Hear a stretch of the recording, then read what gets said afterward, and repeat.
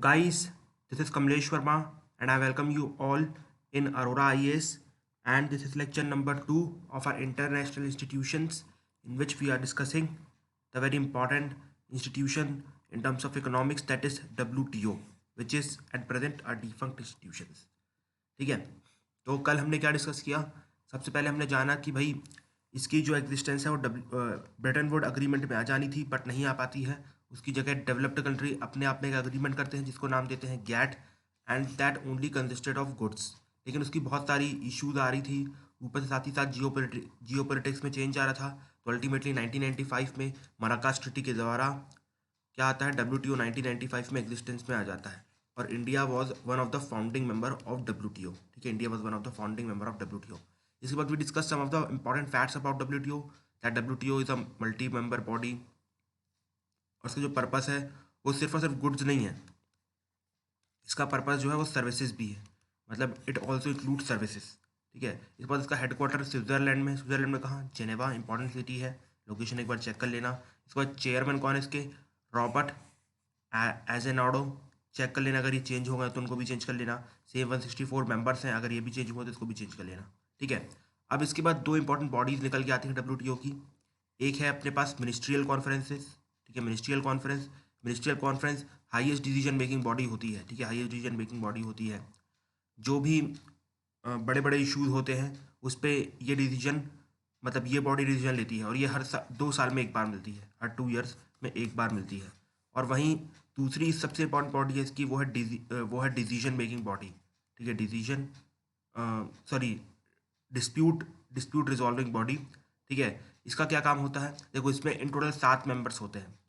ठीक है, और अगर इसको डिसीजन देना है तो एटलीस्ट 3 मेंबर्स इस बॉडी में काम करने चाहिए। ठीक है, 7 मेंबर इन टोटल होते हैं, 3 मेंबर्स लगातार इस पर काम करते रहना चाहिए अगर इस बॉडी को काम करना है। और जो भी डिस्प्यूट्स लेके आए जाते हैं, ठीक है, हमारे मेंबर कंट्रीज के द्वारा इनको रिजॉल्व किया जाता है। आप देखो यहाँ पर किस तरीके से रिजॉल्व किया जाता है। सबसे पहले फॉर एग्जाम्पल, अगर मान लो US और इंडिया में कोई अगर मान लो डिस्प्यूट आता है, ठीक है, सबसे पहले उन लोग को ऐसे मान लो इंडिया को लग रहा है नहीं यार US ने जो गलती की है तो हमें WTO के पास जाना चाहिए, तो ये लोग WTO के पास जाएंगे। ठीक है, इंडिया जाएगा WTO के पास। WTO बोलेगा सबसे पहले तो आप लोग खुद अपने आप में नेगोशिएट करके देख लो, हो सकता है कि आपके बीच में कोई अंडरस्टैंडिंग हो, मतलब मिसअंडरस्टैंडिंग हो, तो उसकी वजह से ये लोग नेगोशिएट करते हैं। मान लो इसके बाद भी डिसीजन नहीं आ पाता है। इसके बाद अगर आप देखेंगे तो इसके बाद रिवर्स कंसेंसस मेथड फॉलो किया जाता है। रिवर्स कंसेंसस मेथड फॉलो किया जाता है। रिवर्स कंसेंसस के बाद कंसेंसस मेथड फॉलो किया जाता है by the dispute resolving body. ठीक है, रिवर्स कंसेंसस मेथड अगर आप देखोगे, ये मिनिस्ट्रियल कॉन्फ्रेंसेस या फिर ट्रेड रिव्यू पॉलिसी बॉडीज़, इन जगह पर और भी मतलब बहुत सारी बॉडीज़ होती हैं, वहाँ पर एक्चुअली इसे यूज़ किया जाता है रिवर्स कंसेंसस मेथड। इसमें क्या रहता है रिवर्स कंसेंसस मेथड में? मान लीजिए कि मैंने कोई प्रपोजल रखा। ठीक है, मैंने मान लीजिए प्रपोजल ये रखा कि भाई आज से सारी क्लासेस सुबह सुबह 4 बजे होनी चाहिए, सबको 4 AM पे उठना चाहिए। अगर मान लो इस मेरे प्रपोजल के अगेंस्ट पे किसी ने भी कंसेंसस नहीं बनाया, ठीक है, किसी ने भी कंसेंसस नहीं बनाया, तो अल्टीमेटली मेरा जो प्रपोजल है पास हो गया। ठीक है, consensus, I hope you know it, कि भाई मतलब कंप्लीट जो लोग हैं वो लोग डिसअग्री नहीं करते हैं, मतलब कुछ काफ़ी लोग अग्री भी कर देते हैं तो काम हो जाएगा, बाकी इसका कुछ खास नहीं है। बस वर्ड क्या रखना है? Reverse consensus. कंसेंसस तो समझते हो ना कि भाई जैसे कि कोई भी अगर मूवमेंट लीड करना तो सब लोग कंसेंट पे आएंगे, इसके बाद ही मूवमेंट चालू होगा। ठीक है, तो रिवर्स कंसेंसस बिल्कुल उल्टा होता है। ठीक है, मतलब कोई भी मेरे डिसीजन के अगेंस्ट कंसेंसस नहीं बना रहा है। ठीक है, ये नहीं बोल रहा कि नहीं यार डिसीजन गलत है, डिसीजन गलत है, मतलब ग्रुप में लोग मना नहीं कर रहे हैं, 1-2 लोग मना करेंगे तो फिर चल जाएगा। ठीक है, तो रिवर्स कंसेंसस होता है। उसके बाद भी अगर डिस्प्यूट रिजॉल्व नहीं होता है कंट्रीज के बीच में, so they go to the dispute resolving body, और वहाँ पर ये लोग अपना मेरिट के बेसिस पे डिसीजन दे देते हैं, मतलब जो भी सही होता है उसके लिए डिसीजन दे देते हैं। ठीक है, और इंडिया काफ़ी केसेस लूज़ किया डिस्प्यूट रिजोल्यूशन बॉडीज़ में, और काफ़ी केस डाले भी इंडिया ने। ठीक है, तो ये हमारा डिस्प्यूट रिजोल्यूशन बॉडी। और याद रखना इस टाइम पे US थे, इनकी जो मतलब जो अपॉइंटमेंट है उस पर वीटो लगा दिया। देखो मैंने आपको बताया था कि WTO में 1 member is equals to 1 vote, तो यहाँ पर अगर एक मेंबर भी मना कर देगा कि नहीं यार यहाँ पर अपॉइंटमेंट नहीं होगी, तो अल्टीमेटली अपॉइंटमेंट नहीं होगी। सोचो, तो टोटल 164 मेंबर को हाँ बोलना पड़ता है, इसके बाद ही अपॉइंटमेंट होती है। तो यहाँ पर US ने मना कर दिया, US ने बोला कि नहीं भैया इनकी अपॉइंटमेंट नहीं होनी चाहिए। क्यों? उसने अपनी तरफ से रीज़न दी कि भाई यहाँ पर करप्शन होता है, ये लोग नेचुरल जस्टिस फॉलो नहीं करते, ये नहीं करते, फलाना ठिकाना नहीं करते, मतलब बहुत सारे रीज़न अपने बकवास के रीज़न दिए हैं, और अल्टीमेटली मतलब आप कह सकते हो कि बोला कि हम इनकी अपॉइंटमेंट अलाउ नहीं करेंगे, ठीक है, इनकी अपॉइंटमेंट अलाउ नहीं करेंगे, फाइन। लेकिन बाकी और भी सोल्यूशन निकल के आया है, जैसे कि कुछ लोगों ने बोला कि भाई ये तो प्रोसीजरल आस्पेक्ट मतलब अपॉइंटमेंट करना, रिमूवल करना, ये सब प्रोसीजरल आस्पेक्ट है, ठीक है। तो इन सब में सारे के सारे मेंबर की कंसेंट नहीं लगती, यहाँ पर सिर्फ मेजॉरिटी बस चलती है। एक तो ये पॉइंट निकल के आ रहा है, लेकिन इसके ऊपर यूएस अग्री नहीं कर रहा है, तो अल्टीमेटली अभी भी वीटो लगा हुआ है। दूसरा ये है कि भाई चाइना और बाकी जो आप कहते हैं, चाइना हो गया, रशिया हो गया, बाकी यूरोपियन कंट्रीज हो रही है, उन्होंने क्या कर लिया, अपने लिए खुद का एक मैकेनिज्म तैयार कर लिया है फिर शॉर्ट टाइम, और जैसे ही दोबारा अगर डीएसबी फंक्शन में आ जाता है तो ऑटोमेटिकली आप कह सकते हैं कि ये जो उनका नया सिस्टम है ये कैंसिल हो जाएगा, ठीक है। तो अभी अभी के लिए ये मतलब इस तरीके से चीज़ें चल रही हैं। एक चीज़ और, मिनिस्ट्रियल कॉन्फ्रेंस में कॉमर्स मिनिस्टर्स जो होते हैं कंट्रीज़ के, वो पार्टिसिपेट करते हैं, ठीक है। मिनिस्ट्रियल कॉन्फ्रेंस में कॉमर्स मिनिस्टर होते हैं, वो पार्टिसिपेट करते हैं। और ये चीज़ अगर ना रिवर्स कंसेंसस समझ में नहीं आया तो कोई टेंशन मत लेना, बस मैंने बता दिया नाम के लिए किस तरीके से चीज़ें सॉल्व होती है, ठीक है। Reverse consensus I hope but आपको समझ में आया होगा कि कोई मेरे खिलाफ कंसेंसस बिल्ड नहीं कर रहा है, that is called as reverse consensus, ठीक है। कंसेंसस आप तो थोड़ा बहुत तो पता हो रखना चाहिए यार, ठीक है। अब देखो, इससे पहले कि हम अग्रीमेंट या फिर राउंड्स ऑफ WTO जाएं, दो इंपॉर्टेंट राउंड्स हमको डिस्कस करने हैं। एक है सिंगापुर राउंड, ठीक है, एक है सिंगापुर राउंड, और दूसरा आता है दोहा राउंड, ठीक है। दोहा राउंड सबसे इंपॉर्टेंट है जस्ट बिकॉज कि India is a developing country and this round is for developing countries. तो इस राउंड को हम डिटेल में डिस्कस करेंगे और इस राउंड को सिर्फ एक स्लाइड में डिस्कस करेंगे, because this belong to the developed country और India is never going to agree on this round, ठीक है। So, but before studying these rounds, ठीक है, but before studying these rounds, we have to study some of the basic concepts of WTO or you can say economics, like what is tariff and what is non-tariff. Tariff क्या होता है भाई? देखो, tariff एक quantitative term है, ठीक है। Tariff एक क्वांटिटेटिव टर्म है। ये क्वांटिटेटिव टर्म क्या होता है, मतलब नंबर्स के टर्म होती हुई है, ठीक है। फॉर एग्जाम्पल, अगर मान लो कि भाई मैं बाहर से मान लीजिए 10 kg गेहूँ इंपोर्ट कर रहा हूँ, if I am importing 10 kg गेहूँ, ठीक है। इसके ऊपर अभी जो कस्टम ड्यूटी लग रही है वो 10% लग रही है। कल मैंने इस कस्टम ड्यूटी को बढ़ा के 20% कर दिया, तो इन शॉर्ट मैंने टैरिफ बैरियर जो है उसको बढ़ा दिया, ये समझ रहे हो। अगर आप नंबर के टर्म्स में इम्पोर्ट ड्यूटी को घटाते या बढ़ाते हो तो टैरिफ घटाना बढ़ाना होता है। जैसे फॉर एग्जाम्पल, अगर मैं यही 10 kg को बाहर एक्सपोर्ट करूँगा, अभी मैं इसके ऊपर एक्सपोर्ट ड्यूटी सिर्फ 5% ले रहा हूँ, कल मैं इसको 2.5% कर दूंगा, तो मैंने यहाँ पर टैरिफ रिड्यूस कर दिया, समझ में आया। क्वांटिटेटिव टर्म्स में जो भी आप कह सकते हैं कस्टम बैरियर्स और टैरिफ बैरियर ये सब घटाए बढ़ाए जाते हैं, उसको हम कहते हैं टैरिफ बैरियर्स, ठीक है। समझ में आया। क्वांटिटेटिव होते हैं, क्वांटिटेटिव होते हैं। अब सिंपल सी बात है, ये भी दो टाइप के होते होंगे, एक इम्पोर्ट ड्यूटी, एक्सपोर्ट ड्यूटी। भाई जब इम्पोर्ट पे लग रहा है तो इम्पोर्ट ड्यूटी, एक्सपोर्ट पे लग रहा है एक्सपोर्ट ड्यूटी है, ठीक है। ये सब मैंने आपको बीओबी में अच्छे से क्लियर किया था, बस यहाँ पर एक बार फिर से बता दे रहा हूँ, ठीक है। उसी की तरह टैरिफ तो समझ में आ गया ना कि भाई क्वांटिटेटिव टर्म्स, कस्टम ड्यूटी, ये सब तो बताया था भाई, ये दोबारा बताने की जरूरत नहीं आई थिंक। जो नया टर्म आपके सामने आया है वो है नॉन टैरिफ बैरियर। कि नॉन टैरिफ बैरियर क्या होता है? देखो, नॉन टैरिफ बैरियर वो बैरियर होता है जो कि क्वालिटेटिव होता है टर्म्स में, ठीक है। क्वालिटेटिव होता है टर्म्स में, non tariff barrier is qualitative in terms. समझने की कोशिश करो। जैसे फॉर एग्जाम्पल, ठीक है, जैसे फॉर एग्जाम्पल कि मान लो कि इंडिया में मैंने फूड का मतलब जो क्रॉप्स हैं उनको उगाया, ठीक है। लेकिन जो मैंने क्रॉप्स को उगाया उसमें बहुत ही हैवी केमिकल फर्टिलाइजर यूज़ किए हैं, केमिकल फर्टिलाइजर यूज़ किए हैं, और हो सकता है कि ये फर्टिलाइजर मेरी क्रॉप के अंदर भी चले गए हो। लेकिन जब मैंने बाहर यूएस में एक्सपोर्ट करूंगा तो यूएस इसे लेने से मना कर सकता है, ठीक है। यूएस इसे लेने से मना कर सकता है, दो यूएस ने यहाँ पर कोई भी टैरिफ बैरियर इंक्रीज नहीं किया है। वही मेरा 10 किलो का गेहूँ है, लेकिन यहाँ पर केमिकल फर्टिलाइजर ज़्यादा, तो यूएस बोलेगा कि नहीं यार, ये तो हमारे लोगों के लिए अच्छा नहीं है, ठीक है, ये हमारे लोगों के लिए अच्छा नहीं है, तो ultimately we can not take this, ठीक है।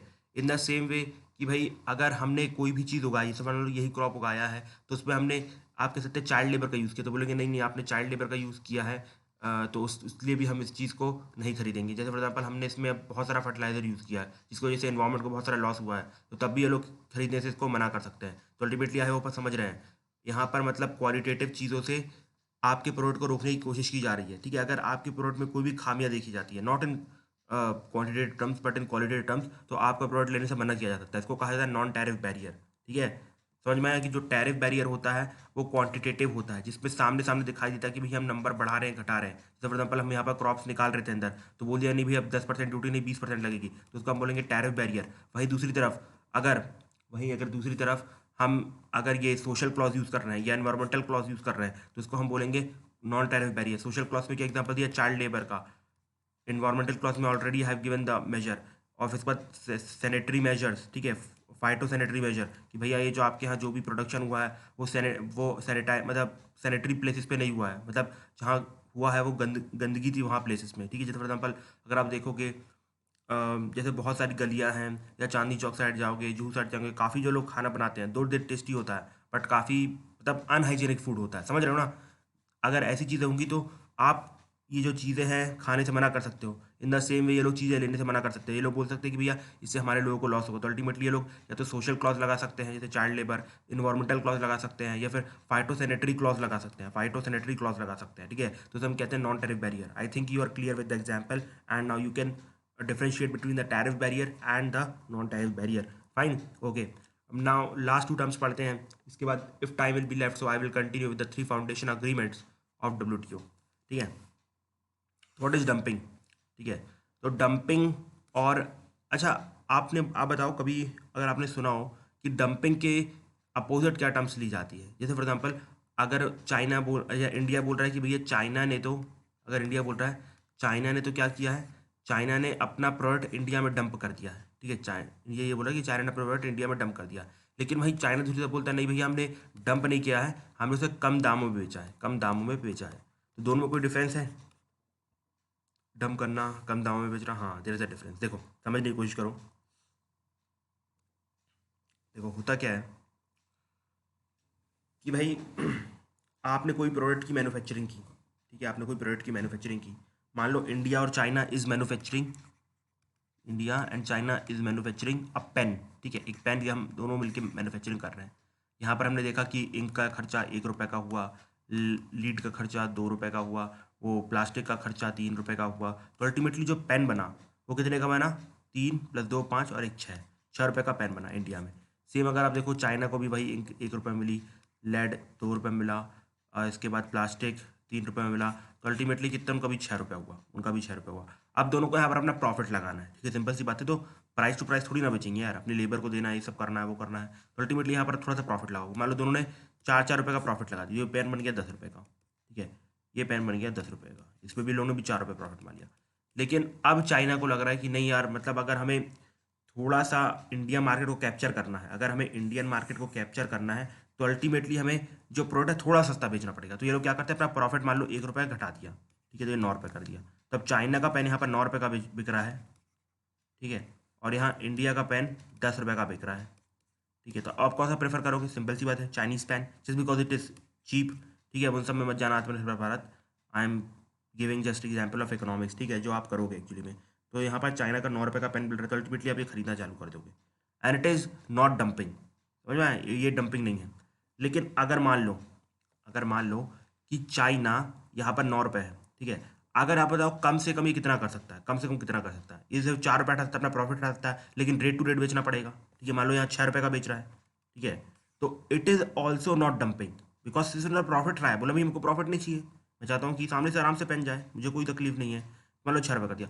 लेकिन अगर ये लोग 6 रुपये से कम करते हैं, मान लो ये लोग ने पेन का कीमत बोल रहा कि नहीं 6 रुपये भले है, लेकिन हम 5 रुपये में बेचना चाहते हैं, कितने में, 5 रुपये में बेचना चाहते हैं, तो अल्टीमेटली जब आप प्रोडक्शन कॉस्ट से कम प्राइस में अपने प्रोडक्ट को बेचते हो, प्रोडक्शन कॉस्ट से कम प्राइस पे अपने प्रोडक्ट को बेचते हो, उस टाइम पे हम इस इवेंट को डंपिंग बोलते हैं, इस इवेंट को हम डंपिंग बोलते हैं, ठीक है। क्यों? बिकॉज ये साफ साफ दिखा रहा है कि भाई प्रॉफिट तो छोड़ो, आप सामने वाले मार्केट को डिस्ट्रॉय करना चाहते हो, इसलिए आप प्रोडक्शन कॉस्ट से कम बेच रहे हो, ठीक है। Otherwise what is the purpose, what is the purpose, समझ में आया दोनों डिफरेंस क्या?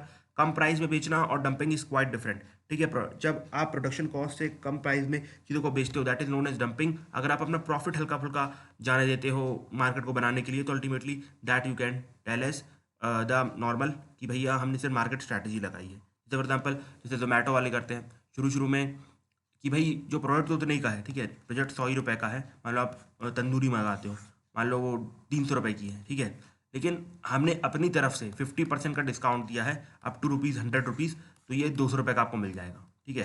तो हमने अपना सिर्फ प्रॉफिट जाने दिया, हमने सिर्फ अपना प्रॉफिट जाने दिया, लेकिन हमने प्रोडक्शन कॉस्ट कम नहीं किया। अगर आप यहाँ पर प्रोडक्शन कॉस्ट ही 150 रुपये दिखा रहे हो और उसके बाद बोल रहे हो कि नहीं हाँ 150 में बेचेंगे हम, तो ये गलत हो जाता है, इसको डंपिंग कहा जाता है। समझ में, जब प्रोडक्शन कॉस्ट से कम बेचा जाए, तो I think you are clear भैया डंपिंग होती क्या है, ठीक है। अब इस पर 2 ड्यूटीज और समझ लो। एक होती है एंटी डंपिंग ड्यूटी और दूसरी होती है काउंटर वेलिंग ड्यूटी। देखो पहले ना बेस बिल्डअप करना पड़ता है, इसलिए टर्म्स का मतलब समझो। जैसे हमने सबसे पहले क्या समझा कि भाई टैरिफ क्या होता है, नॉन टैरिफ क्या होता है, ठीक है। इसके बाद हमने देखा डंपिंग क्या होती है। आप समझो एंटी डंपिंग ड्यूटी क्या होती है और काउंटर वेलिंग ड्यूटी क्या होती है। देखो सिंपल सी बात है, एंटी डंपिंग ड्यूटी क्या होती है, जब कोई भी कंट्री, जब सब लोग डंपिंग फिर से बताओ मेरे को क्या होता है डंपिंग डेफिनेशन। हाँ, जब कोई भी कंट्री, ठीक है, कोई भी प्रोडक्ट, ठीक है, कोई भी प्रोडक्ट उसके प्रोडक्शन कॉस्ट से कम पे किसी कंट्री में बेचने लगता है, तो इन शॉर्ट वो क्या करना चाहता है, वहाँ की डोमेस्टिक कंट्री, वहाँ की डोमेस्टिक जो इंडस्ट्रीज़ हैं, ठीक है, वहाँ की जो डोमेस्टिक इंडस्ट्रीज़ है उनको डिस्ट्रॉय करना चाहता है। जैसे फॉर एग्जाम्पल हमारे यहाँ टाटा साहब काम कर रहे हैं, ठीक है, टाटा साहब अपनी नैनो बेच रहे हैं, मान लो नैनो चल पड़ी, नैनो साहब अपनी नैनो जो अपनी चल पड़ी, ठीक है, 1 लाख रुपए की गाड़ी है, ठीक है। टाटा साहब ने देखा, सबने देखा कि टाटा साहब ने बिल्कुल जोड़ जाड़ के जितना खर्चा निकल सकता है उतने में निकाल के चला रहे हैं। लेकिन यहाँ पर सेम नैनो चाइना के द्वारा 50,000 में बेची जा रही है। भैया टाटा साहब ने बोला हो नहीं सकता यार, मैंने इतना खर्चा किया है, बिल्कुल मैंने भी रेट टू रेट निकाली, बट मुझे कोई प्रॉफिट ही नहीं हो रहा है। तो अल्टीमेटली क्या देखने को मिल रहा है आपको, यहाँ पर चाइना डंपिंग कर रहा है, मतलब हमारी जो डोमेस्टिक कंट्री है, जो हमारी डोमेस्टिक इंडस्ट्री है, उसको डिस्ट्रॉय करने की कोशिश कर रहा है, ठीक है, डिस्ट्रॉय करने की कोशिश कर रहा है। तो इन शॉर्ट अब यहाँ पर आप सिंपल सी बात है, आप कंट्री की डोमेस्टिक जो इंडस्ट्रीज को डिस्ट्रॉय कर देते हो, यहाँ पर मतलब कंट्री के पास मौका होता है जिसके यहाँ डंपिंग हो रही है, ठीक है। तो सबसे पहले आपको प्रूव करना पड़ेगा भाई यहाँ डंपिंग हो रही है, मतलब आपको ये दिखाना पड़ेगा कि वो लोग जो भी प्रोडक्ट बेच रहे हैं उसका प्रोडक्शन कॉस्ट इससे ज़्यादा है, ठीक है, उसका प्रोडक्शन कॉस्ट से ज़्यादा है। आपने अगर ये प्रूव कर दिया तो आप क्या कर सकते हो कि डंपिंग ड्यूटी लगा सकते हो, ठीक है, क्या लगा सकते हो, एंटी डंपिंग ड्यूटी लगा सकते हो। इन शॉर्ट भैया जो भी उसका प्राइस है उससे उसका प्राइस के ऊपर बहुत सारी ड्यूटी लगा सकते हो, उसको एंटी डंपिंग ड्यूटी बोलोगे, और इस तरीके से उसका जो प्राइस है फॉर एग्जाम्पल 50,000 रुपये, ठीक है, आपने प्रूव कर दिया कि नहीं भैया चाइना जानबूझ के हमारी डोमेस्टिक इंडस्ट्री को खराब करना चाहता है, ये आपने प्रूव कर दिया WTO में। आप क्या करोगे, आप यहाँ पर डंपिंग ड्यूटी बढ़ा दोगे, एंटी डंपिंग ड्यूटी बढ़ा दोगे। फॉर एग्जाम्पल आपने जितनी बढ़ानी थी उसको जोड़ लगा के आप 1 लाख के आसपास दोबारा लाओगे।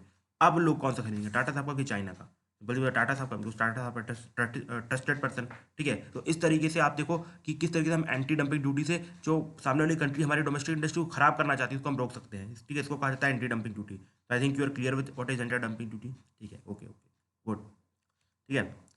अब देखो उसी प्रकार से एक होता है एक्सपोर्ट सब्सिडी, ठीक है, एक चीज़ होती है एक्सपोर्ट सब्सिडी। जैसे फॉर एग्जांपल यूएस और यूरोपियन कंट्रीज बहुत ज़्यादा एक्सपोर्ट सब्सिडी देते हैं, ठीक है, बहुत ज़्यादा एक्सपोर्ट सब्सिडीज देते हैं। देखो उसमें होता क्या है, आप समझने की कोशिश करो कि भाई जैसे फॉर एग्जांपल जैसे हमारे जो आप कह सकते हैं, अगर मान लो फार्मर्स हैं, यूएस के फार्मर्स हैं, इनको बहुत सारी सब्सिडीज़ दी जाती है, ठीक है, बहुत सारी सब्सिडीज़ दी जाती है। अब वहाँ के देखो फार्मर्स ना पढ़े लिखे हैं, वहाँ के फार्मर्स पढ़े लिखे हैं, अगर आप उनको सब्सिडी दोगे तो सीधे सीधे वो खेत में अपनी पूरी सब्सिडी यूज़ करेंगे, ठीक है। वो indirect subsidy for example direct योजना दी जाती है कि भाई हम आपको अकाउंट में 10,000 ट्रांसफर करेंगे, 50,000 ट्रांसफर करेंगे, ठीक है। तो ये सब जो सब्सिडीज होती है ना, वो डिस्टॉर्टिंग नहीं होती, वो ट्रेड डिस्टॉर्टिंग नहीं होती है, ठीक है, याद रखना। जो डायरेक्ट सब्सिडीज बैंक अकाउंट में दी जाती है वो ट्रेड डिस्टॉर्टिंग नहीं होती है। जो डीबीटी होती है, डायरेक्ट बेनिफिट ट्रांसफर, ये ट्रेड डिस्टॉर्टिंग नहीं है। लेकिन अगर आप उन लोग को ऐसा बोल रहे हो कि भैया आपकी बिजली में हम 50% की छूट देंगे, पानी पे 10% छूट देंगे, अगर एक्सपोर्ट करोगे तो इतना छूट देंगे, ये सब देंगे, ठीक है। तो ये सब जो सब्सिडीज होती हैं वो ट्रेड डिस्टॉर्टिंग होती है, ठीक है। अब यूएस जैसी कंट्रीज क्या करती हैं, सबसे ज़्यादा डायरेक्ट बेनिफिट ट्रांसफर करते हैं, बिकॉज उनके फार्मर पढ़े लिखे हैं, तो वो लोग बहुत ही ईजिली, बहुत अच्छे तरीके से आप जो भी सब्सिडीज है यहाँ पर यूज़ कर पाते हैं, ठीक है, अपने खेत में यूज़ कर पाते हैं और अपनी प्रोडक्शन बढ़ा देते हैं और अपना जो प्रोडक्ट है उसको चीप कर देते हैं और इंडियन मार्केट में आके बेच के बोलते हैं कि भैया हम तो चीज़ सस्ता बेच रहे हैं, ठीक है। लेकिन आपने देखा कि यहाँ पर लोगों ने एक्सपोर्ट सब्सिडी दी, यहाँ पर एक्सपोर्ट सब्सिडी दी, मतलब एक्सपोर्ट को बढ़ाने के लिए सब्सिडी दी। जैसे फॉर एग्जांपल अगर आप भैया उनको बिजली मुफ्त में दे रहे हो, ठीक है, या आप उनको मतलब कह सकते हो फर्टिलाइजर मुफ्त में दे रहे हो या कुछ भी मुफ्त में दे रहे हो और अल्टीमेट ऑब्जेक्टिव उनका एक्सपोर्ट है, तो यहाँ पर एक्सपोर्ट सब्सिडी एक तरीके से आप दे रहे हो कि नहीं दे रहे हो, ठीक है। तो उस टाइम पे क्या होगा कि भैया अगर आप एक्सपोर्ट सब्सिडी दोगे, जैसे फॉर एग्जांपल हम फिर से एग्जांपल समझेंगे यहाँ पर कि भाई हमारे सामने दो केसेस हैं, एक है इंडिया का और दूसरा है यूएस का, ठीक है। यूएस में हमारे सामने एक खेत है, इंडिया में भी एक खेत है, ठीक है। अब इंडिया वाले क्या करते हैं, इंडिया वाले ने अपने फार्मर को बोला कि भैया हम आपको देंगे क्या क्या, हम आपको देंगे 50% ऑफ इन बिजली, ठीक है, 10% ऑफ इन इलेक्ट्रिसिटी, मतलब सॉरी वाटर, ठीक है। अब यूएस ने भी अपने फार्मर को बोला कि भैया we are not going to give you any subsidy, don't worry, हम आपको ना ही बिजली में सब्सिडी देंगे ना ही वाटर में सब्सिडी देंगे। और ये जो सब्सिडी है ट्रेड डिस्टॉर्टिंग है। तो एक तो पहली बात यूएस इंडिया के खिलाफ कंप्लेन कर देगा WTO में कि भैया ये इंडिया गलत कर रहा है, ठीक है। तो वहाँ पर इंडिया बेचारा अपना पैसा उड़ाता रहेगा केस में, और वहीं यहाँ पर यूएस क्या करेगा, डायरेक्ट बेनिफिट ट्रांसफर करेगा। दोनों डिफरेंस देखो, हमारे यहाँ के फार्मर्स थोड़े से इलिटरेट है, जिसका लॉस ये होता है कि भैया अगर हम डायरेक्ट इनके हाथ में पैसा देंगे तो ये लोग कहीं ना कहीं उड़ा देंगे, ठीक है, ये लोग इफेक्टिवली यूज़ नहीं कर पाएंगे। लेकिन वहीं अगर आप यूएस को देखो, यूएस के फार्मर जो हैं थोड़े से रईस हैं, ठीक है, और साथ ही साथ मतलब उनके अंदर काफ़ी आप कह सकते हैं कि मार्केट की सेंस होती है, तो अल्टीमेटली क्या करेंगे, जो भी उनको डायरेक्ट बेनिफिट ट्रांसफर मिलेगा, 5,000 रुपये, 10,000 रुपये, 50,000 रुपये, वो डायरेक्टली इस खेत में यूज़ कर देंगे। ठीक है, ये तो हम ऑलरेडी कम दे रहे हैं। ठीक है, तो ऑलरेडी हमारा प्रोडक्ट हल्का सा महंगा निकल रहा है। ठीक है, हल्का सा एक्सपेंसिव निकल रहा है। ठीक है, और यहाँ पर हमारा हल्का सा ऑलरेडी प्रोडक्ट लोगों को सब्सिडी बहुत ज़्यादा मिल रही है। अब आप यहाँ पर 10,000 भी दे दो, 50,000 भी दे दो, 1,00,000 भी दे दो, कोई फर्क नहीं पड़ता, because DBT is not considered as trade distorting. आप समझोगे ऐसा क्यों हो रहा है, जस्ट बिकॉज की जो अग्रीमेंट है ना, यूएस ने अपने फेवर में फ्रेम करवाएं, तो अल्टीमेटली आप देखो यहाँ पर मान लो उनको 50,000 की सब्सिडी मिल गई, तो अल्टीमेटली इनका प्रोडक्ट ऑलरेडी चीप हो गया है। ठीक है, अब ये दोनों प्रोडक्ट इंडियन मार्केट में उतरते हैं, इंडियन मार्केट में उतरते हैं। अब हमारा प्रोडक्ट ऑलरेडी एक्सपेंसिव है, तो सिंपल सी बात है, नहीं बिकेगा। यूएस का प्रोडक्ट एक तो अच्छा भी है कि अच्छी होता है यूएस का प्रोडक्ट, और ज़्यादा चीप भी है, तो अल्टीमेटली यूएस का प्रोडक्ट ज़्यादा बिकेगा। तो आपने देखा यहाँ पर इनका प्रोडक्ट इसलिए बिका कि भैया इन्होंने यहाँ पर एक्सपोर्ट सब्सिडी दी थी। अगर दोनों जन सब्सिडी हटा दें, ये भी इंडिया भी हटा दे, ये भी हटा दे, ये भी हटा दे, तो अल्टीमेटली दोनों का प्रोडक्ट लगभग बहुत महंगा होगा, और दोनों को से कुछ भी खरीद लो, कुछ खास को प्रॉफिट नहीं होगा। तो अल्टीमेटली आपको इस सब्सिडी को रोकना है। ठीक है, मतलब आपको यहाँ पर क्या करना पड़ेगा, यूएस के खिलाफ इंक्वायरी डालनी पड़ेगी, और डब्ल्यूटीओ में प्रूव करना पड़ेगा कि भैया यूएस ने देखो कि यहाँ पर एक्सपोर्ट सब्सिडी दी है, यहाँ पर ये सब्सिडी इलीगल है। और यहाँ पर आप जैसे ही प्रूव कर दोगे तो आप काउंटर बिलिंग ड्यूटी लगा सकते हो। ठीक है, अब in export subsidy for example यहाँ पर 50,000 की एक्सपोर्ट सब्सिडी दी गई थी, अब यूएस क्या करे, मतलब इंडिया क्या करेगा, यहाँ पर 50,000 रुपये की काउंटर बिलिंग ड्यूटी लगा देगा। ठीक है, काउंटर बिलिंग ड्यूटी लगा देगा। काउंटर बिलिंग ड्यूटी लगाने से क्या हो जाएगा, ऑटोमेटिकली इंडिया के बराबर इनका प्राइस हो जाएगा, और उसके बाद जो भी लोगों को खरीदना होगा, चाहे यूएस प्रोडक्ट हो चाहे इंडिया का प्रोडक्ट, वो लोग खरीदेंगे। आत्मनिर्भर भारत बनो, खुद का देशी विदेशी प्रोडक्ट खरीदो, ऐसा नहीं बोलना है, देशी प्रोडक्ट खरीदो। ठीक है, क्या खरीदना है, देशी प्रोडक्ट, हमेशा देशी प्रोडक्ट खरीदो। ओके, तो आई थिंक समझ में आ गया आपको चीज़ें, आ गई ना आई थिंक, कि भैया एक्सपोर्ट सब्सिडी क्या होती है। एक्सपोर्ट को बढ़ाने के लिए जो सब्सिडी दी जाती है वो एक्सपोर्ट सब्सिडी है। यहाँ पर उसको हम काउंटर करना चाहते हैं, जस्ट बिकॉज की उसकी वजह से इनका प्रोडक्ट चीप हो रहा है, तो हमने क्या किया, काउंटर बिलिंग ड्यूटी लगा दी, सेम एंटी डंपिंग ड्यूटी की तरह, ऑटोमेटिकली इसका प्राइस सेम हो जाएगा, और हमारे यहाँ पर चीज़ें मतलब सेम प्राइस हो जाएंगी। इस पर हम देसी चीज़ें खरीदेंगे और आत्मनिर्भर भारत बनाएंगे। ठीक है, तो I think you have understood what is anti dumping duty and what is counter billing duty. Okay, ठीक है, अब देखो हमें 3 फाउंडेशनल अग्रीमेंट पढ़ना है डब्ल्यूटीओ में। एक होता है एमएफएन, दूसरा होता है नेशनल ट्रीटमेंट, और दूसरा होता है एसएनडी प्रोविजन। ये हम चालू करेंगे कल, जस्ट बिकॉज आज टाइम हो चुका है। ठीक है, तो I think it will take 3 more lecture, इसके बाद हमारा कंप्लीट हो जाएगा। Till that time, thank you and have a nice day my dear friends.